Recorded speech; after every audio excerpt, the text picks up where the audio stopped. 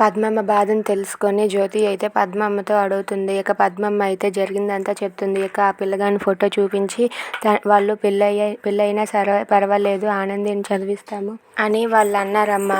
అందుకే మాకు కూడా ఈ సంబంధం అంటే చాలా ఇష్టమమ్మ. బిడ్డగాడు చాలా మంచివాడని బిడ్డ కూడా చెప్పిందమ్మా. వాళ్ళు చాలా మంచివాళ్ళమ్మా.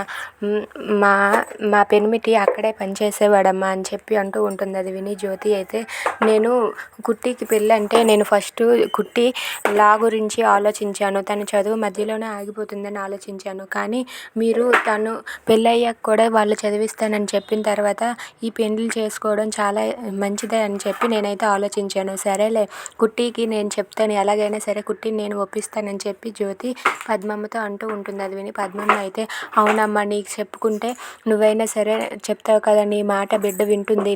నువ్వేదన్నా సరే బిడ్డ కాదందు. నువ్వైనా సరే బిడ్డకి చెప్పి ఎలాగైనా సరే ఈ పెళ్ళికి ఒప్పించేలా చెయ్యమ్మా అని చెప్పి అంటూ ఉంటుంది. అది విని జ్యోతి అయితే సరే ఇప్పుడు నేను అడిగితే కానీ నువ్వు చెప్పలేదు, అదే నేను అడగకపోతే నీ మనసులో నువ్వు ఎంత బాధపడేదానివో అని చెప్పి జ్యోతి అంటూ ఉంటుంది. అది కాదమ్మా, నీతో ఎలా చెప్పాలా ఏంటో అని ఆలోచించానమ్మా.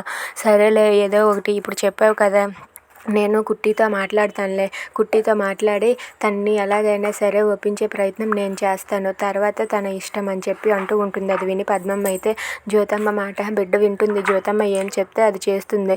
జ్యోతమ్మ చెప్తే చాలులే అని చెప్పి పద్మమ్మ తన మనసులో అనుకుంటుంది. Thanks for watching friends. Please subscribe.